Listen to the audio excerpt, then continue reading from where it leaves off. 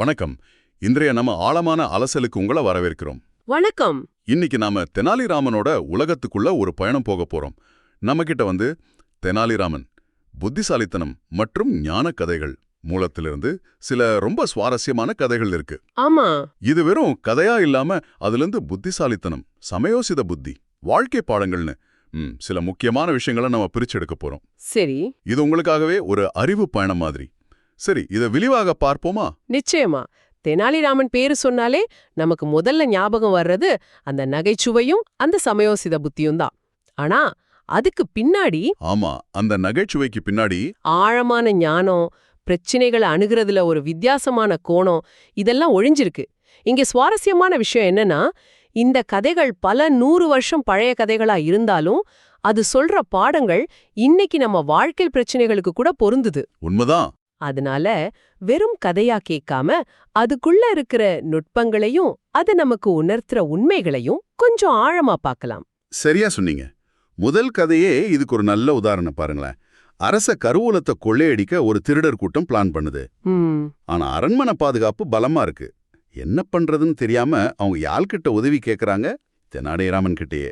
ஆமா, இதுவே கொஞ்சம் விசித்திரமா தான் இருக்கு. பிரச்சனையில இருக்கிறவங்க யாரிடமாவது உதவி கேட்பாங்க போல. ஆனா ராமன் என்ன செஞ்சாருங்கிறது தான் முக்கியம். உண்மைதான். ராமன் அவங்களுக்கு ஒரு யோசனை சொல்றாரு. என்ன யோசனை? பிச்சைக்காரங்க மாதிரி வேஷம் போட்டு அரண்மனைக்குள்ள சுலபமா போயிடுங்க, உள்ள போனதும் கருவூலத்துக்கு வழி தேடலாம் அப்படின்னு சொல்றாரு. சரி, திருடர்களுக்கும் அது நல்ல ஐடியாவா பட்டிருக்குமே. ஆமா, அவங்களும் அதே செய்யறாங்க. ஆனா இது பாதி கதை தானே. இங்கதான் ராமனுடைய உண்மையான புத்திசாலித்தனம் வெளிப்படுது. கிட்ட இந்த விஷயத்த சொல்லிடுறாரு. ஓ, பிச்சைக்காரங்க வேஷத்துல திருடர்கள் உள்ள நுழையறாங்க. கருவூலத்தை நெருங்கும்போது அங்க ஏற்கனவே தயாரா இருந்த காவலர்கள் அவங்கள கையும் களவுமா பிடிச்சிடுறாங்க. கருவூலம் சேஃப். இதிலிருந்து நாம பொதுவா புரிஞ்சுக்கிறது என்னன்னா, புத்திசாலித்தனம் ஆபத்தை தடுக்கும்னு. ஆனா இது இன்னும் கொஞ்சம் ஆழமா யோசிச்சு பாருங்களேன். சொல்லுங்க. இங்க ராமன் செஞ்சது வெறும் தகவலை கொடுத்ததில்ல. அவர் அந்த திருடர்களோட எதிர்பார்ப்பு, அவங்களோட திட்டம், அதையே அவங்களுக்கு எதிரா திருப்பியிருக்காரு. ஆமா, அவங்க நம்பிக்கையே பெற்று அவங்க நம்பிக்கையை பெற்று அவங்க வியூகத்தையே பயன்படுத்தி அவங்கள சிக்க வச்சிருக்காரு. இது ஒரு மாதிரி ஒரு சைக்கலாஜிக்கல் செஸ் கேம் மாதிரி. இதுல ஆச்சரியமான விஷயம் என்னன்னா, இது பிரச்சனையை தடுக்கிறது மட்டும் இல்ல, பிரச்சனையை உருவாக்குற ஆளுங்களோட மனநிலைய புரிஞ்சுக்கிட்டு அதை வச்சே எப்படி தீர்வு காண்றதுங்கிறத காட்டுது. ரொம்ப அருமையான பார்வை இது. அதாவது எதிராளியோட பலவீனத்தையே அவங்களுக்கு எதிராக பயன்படுத்துறது. சரி, இந்த புத்திசாலித்தனம் இங்க தந்திரமா பயன்பட்டிருக்கு. ஆனா சில சமயம் ஞானம்ங்கிறது உண்மையை வெளிக்கொண்டு வரதா இருக்கு இல்லையா? ஆமா. அடுத்த கதை அந்த மாதிரி. ஒரு பணக்கார வியாபாரி ஒரு ஏழை விவசாயி மேல ஒரு புகார் சொல்றாரு. என்ன புகார் அது? அந்த ஏழை விவசாயி வியாபாரியோட ரொம்ப விலை உயர்ந்த முத்துமாலையை திருடிட்டதா மன்னர்கிட்ட புகார் பண்றாரு. வழக்கு விசாரணைக்கு வருது. வழக்கம் போல மன்னர் ராமன் உதவியே நாடுறாரு. இதுல ராமன் எப்படி உண்மையை கண்டுபிடிக்கிறாரு? சாட்சி ஏதாவது இருந்ததா? அதுதான் இல்ல. ராமன் 2 பேர் சொல்றதையும் கேக்குறாரு. ஆனா உடனே தீர்ப்பு சொல்லல. அதுக்கு பதிலா அவர் ஒரு வித்தியாசமான டெஸ்ட் வைக்கிறாரு. என்ன டெஸ்ட்? அவர் அந்த முத்துமாலையை எடுத்து குற்றம் சாட்டப்பட்ட அந்த ஏழை விவசாயி கிட்ட கொடுத்து, இத போட்டுக்கிட்டு ஒரு நாள் பூரா ஊருக்குள்ள சுத்தி வான்னு சொல்றாரு. எதுக்கு அப்படி? அந்த மாலையோட மதிப்பை டெஸ்ட் பண்ணவா? அதுவும் ஒரு காரணமா இருக்கலாம். ஆனா முக்கியமா மனுஷங்களோட நடத்தைய கவனிக்க. அந்த ஏழை விவசாயி அந்த பளபளப்பான விழக்கூடிய மாலையோட ரொம்ப சங்கடப்பட்டுக்கிட்டு தனக்கு இது சரிப்பட்டு வராதேங்கிற மாதிரி ஒரு ஃபீலிங்கோட ஊருக்குள்ள நடக்கிறாரு. பாக்குறவங்களுக்கும் ஆச்சரியமா இருந்திருக்கும். ஆமா, ஆனா இதையெல்லாம் கவனிச்ச ராமன் புகார் கொடுத்த அந்த வியாபாரியோட முகத்தையும் கவனிக்கிறாரு. அங்க ஒரு திருப்தி தெரியல. அதுக்கு பதிலா ஒருவித எரிச்சல், பொறாமை தெரியுது. ஓ, அப்போ விவசாயியோட சங்கடமும் வியாபாரியோட பொறாமையும் உண்மைய சொல்லிடுச்சு. கரெக்ட். ராமன் அந்த வியாபாரி கிட்ட சில கேள்விகளை கேட்டு அவர் அந்த விவசாயி மேல இருந்த பர்சனல் பொறாமை காரணமா தான் இந்த பொய்யான புகாரை கொடுத்திருக்காருன்னு நிரூபிச்சிடுறாரு. மாலை திருடு போகவே இல்ல. அப்போ இது நாம ஒரு பெரிய படத்தோட பொருத்தி பார்த்தா இது வெறும் ஒரு கேஸ் விசாரணை இல்ல. ஞானம்ங்கிறது சாட்சியையும் வார்த்தையையும் தாண்டி மனுஷங்களோட பாடி லாங்குவேஜ், அவங்க எமோஷன்ஸ், ஒரு சூழலுக்கு அவங்க எப்படி ரியாக்ட் பண்றாங்க, இதையெல்லாம் உன்னிப்பா கவனிச்சாலே உண்மையை தெரிஞ்சுக்க முடியும்னு காட்டுது. ஆமா, சில சமயம் நேரடி கேள்விகளை விட இந்த மாதிரி மறைமுகமான சோதனைகள் ரொம்ப பவர்ஃபுல்லா இருக்கும். மிகச்சரி. இது நம்ம அன்றாட வாழ்க்கையில கூட ரொம்ப உதவும். ஒருத்தர் சொல்றத மட்டும் வச்சு எடை போடாம அவங்க செயல்களையும் அவங்க நோக்கங்களையும் கவனிக்கணும். சரி, இப்ப நீங்க சொன்ன 2 கதைகள்ல ஒன்னு தந்திரத்தால ஆபத்தை தடுக்குது, இன்னொன்னு ஞானத்தால பொய்ய வெளிப்படுத்துது. அடுத்து நாம பார்க்க போற கதை போலித்தனத்தை எப்படி எதிர்கொள்றதுங்கறத பத்தி. ஆமாம், இது ஒரு போலி சாமியார், மன்னிக்கணும், போலி தீர்க்கதரிசி கதை. ஒருத்தன் தன்னை பெரிய தீர்க்கதரிசின்னு சொல்லிக்கிட்டு ஊரை ஏமாத்திக்கிட்டு இருக்கான். ஓ, அப்படியா? ஆமா, தனக்கு எதிர்காலம் தெரியும், ஸ்பெஷல் பவர்ஸ் இருக்குன்னு சொல்லி மன்னர்கிட்டே பணம் பறிக்க பார்க்கறான். மன்னர் இத நம்பிட்டாரா? மன்னருக்கு கொஞ்சம் சந்தேகம், அதனால ராமனை கூப்பிடுறாரு. ராமன் அந்த ஆள் ஒரு போலிங்கிறத பார்த்த உடனே புரிஞ்சுக்கிறாரு. ஆனா அவனை நேரடியா நீ போலின்னு சொல்லாம வேற ஒரு வழியை கையாளுறாரு. இங்கதான் இது இன்னும் இன்ட்ரெஸ்டிங்கா மாறுது. என்ன வழி அது? ராமன் தானும் ஒரு பெரிய தீர்க்கதரிசின்னு அந்த போலிகிட்ட சொல்றாரு. என்னது, ராமனோ தீர்க்கதரிசியா? ஆமா, சொல்லிட்டு நம்ம 2 பேர்ல யார் உண்மையான தீர்க்கதரிசின்னு நிரூபிக்க ஒரு போட்டி வைப்போன்னு சவால் விடுறாரு. ஓ, போலியே அவ வழியிலே எதிர்கொள்றதா? செம்ம. அதேதான். ராமன் சில புதிரான கேள்விகள் கேட்கிறாரு, சில டெஸ்ட் வைக்கிறாரு. எதிர்காலத்தை கணிக்கிறேன்னு சொன்ன அந்த போலியால ராமனுடைய லாஜிக்கலான புத்திசாலித்தனமான கேள்விகளுக்கு பதில் சொல்ல முடியல. அப்ப மாட்டிட்டான். ஆமா, அவனோட கணிப்புகள் எல்லாம் தப்பு தப்பா போகுது. கடைசியில மன்னர் முன்னாடி அவனோட மோசடி அம்பலமாகி அவனுக்கு தண்டனை கிடைக்குது. இதுலேந்து கிடைக்கிற பாடம் ரொம்ப முக்கியம். மோசடியையும் போலித்தனத்தையும் எதிர்க்க சில நேரம் நாமளும் அதே மாதிரி ஒரு முகமூடிய போட்டுக்கிட்டு லாஜிக்கலான கேள்விகளால அவங்கள திணறடிக்கணும். ஆமா, வெறும் நம்பிக்கையில எதையும் ஏத்துக்காம ஆதாரம், தர்க்கம் இதையெல்லாம் வச்சு சோதிச்சு பார்க்கணும்னு இது காட்டுது. இது ஒரு முக்கியமான கேள்வியை நம்ம மனசுல கொண்டு வருது. இன்னைக்கு இருக்கிற காலகட்டத்துல இவ்ளோ தகவல்கள் கொட்டி கிடக்குது இல்லையா? ஆமா, தகவல் வெள்ளம்னே சொல்லலாம். அப்படி இருக்கும்போது எது உண்மை எது போலி அப்படின்னு கண்டுபிடிக்க இந்த மாதிரி ஒரு அணுகுமுறை எவ்வளவு அவசியம். வர்ற செய்திகளை அது எவ்வளவு கவர்ச்சியா இருந்தாலும் கேள்வி கேட்கிற மனப்பான்மை கண்டிப்பா வேணும். ரொம்ப உண்மை. கிரிட்டிக்கல் திங்கிங் எல்லா காலத்துக்கும் தேவை. சரி, நாம பார்த்த கதைகள்ல புத்திசாலித்தனம், ஞானம், பந்திரம் இதெல்லாம் பத்தி பேசணும்.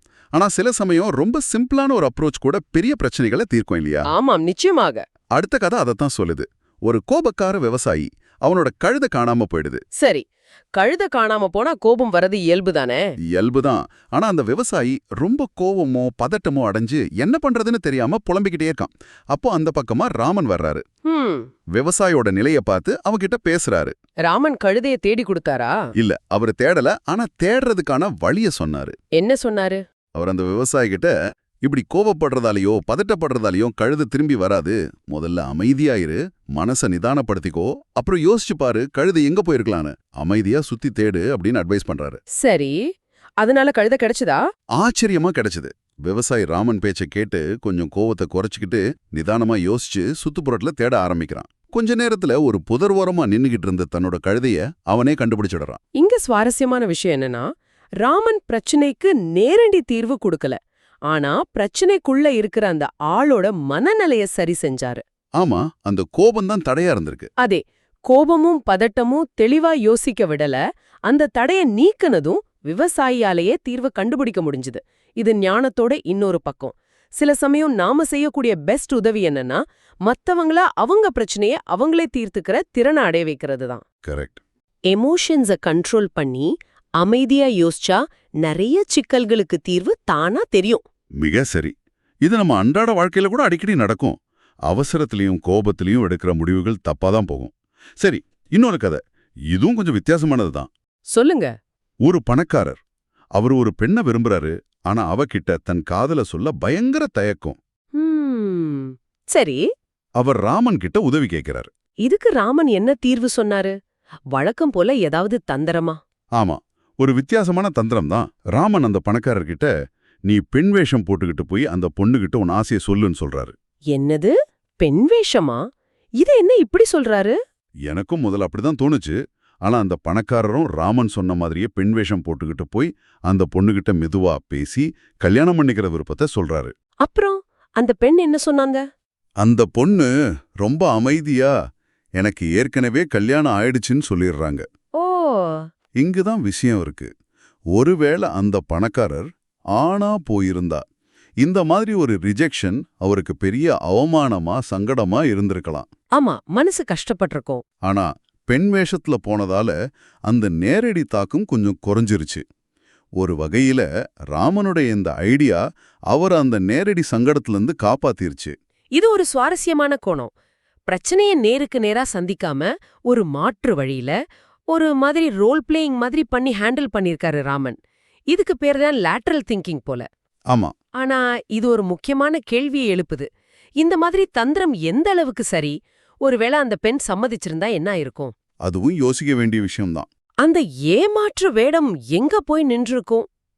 தந்திரம் சில சங்கடங்களை தவிர்க்க உதவுது, சரி. ஆனா அது நேர்மையோட இடத்தை பிடிச்சிட முடியுமா? இது நாம யோசிக்க வேண்டிய ஒண்ணு. புத்திசாலித்தனம் சில நேரம் இந்த மாதிரி நெறிமுறைகளோட எல்லைய தொடும்போது நாம எதை தேர்ந்தெடுக்கணும்? அருமையான கேள்வி. இதுதான் இந்த கதைகளோட அழகே. நம்ம இப்படி யோசிக்க வைக்குது.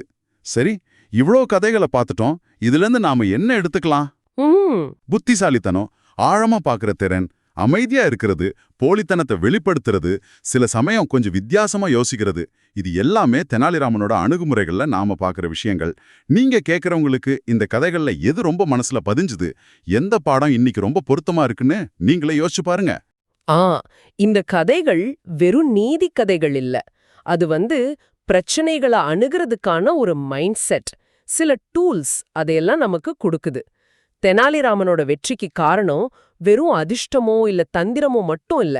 மனுஷங்களோட சைக்காலஜிய புரிஞ்சுக்கிறது, சூழ்நிலையோட சின்ன சின்ன விஷயங்களை கூட கவனிக்கிறது, லாஜிக்கலா திங்க் பண்றது, கரெக்டான நேரத்துல கரெக்டான வார்த்தைய பயன்படுத்துறதுன்னு நிறைய விஷயங்கள் அதுல இருக்கு. ஆமா.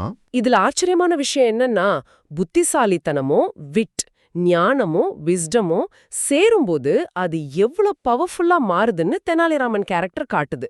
வெறும் புத்திசாலித்தனம் தந்திரமா மாற வாய்ப்பிருக்கு. வெறும் ஞானம் செயலற்றதா இருக்கலாம். ரெண்டும் சேரும்போதுதான் உண்மையான இம்பாக்ட் உருவாகுது. தெனாலிராமனோட உலகம் வழியா புத்திசாலித்தனத்தையும் ஞானத்தையும் பத்தி எங்களோட சேர்ந்து இவ்ளோ ஆழமா அலசுனதுக்கு ரொம்ப நன்றி. இறுதியா உங்களுக்காக ஒரு சிந்தனை. இந்த கதைகள் பல 100 வருஷத்துக்கு முன்னாடி எழுதப்பட்டது. அன்றைய சமூக சூழல்ல உருவானது. சரி, ஆனாலும் தெனாலிராமனோட பிரச்சனைகள் அணுகுற முறைகள், கூர்ந்து கவனிக்கிறது, வித்தியாசமா யோசிக்கிறது, மனுஷங்களோட உண்மையான நோக்கங்களை புரிஞ்சுக்கிறது, இதெல்லாம் இன்னைக்கு நம்ம டிஜிட்டல் யுகத்து சவால்களுக்கு, சிக்கலான மனித உறவுகளுக்கு, வேகமான வாழ்க்கை முறைக்கு எந்த அளவுக்கு பொருந்துன்னு நீங்க யோசிச்சு பாருங்க. அந்த பழைய ஞானத்திலிருந்து நாம இன்னைக்கும் கத்துக்கக்கூடிய நடைமுறை பாடங்கள் என்னென்ன இருக்கு யோசிச்சு பாருங்க.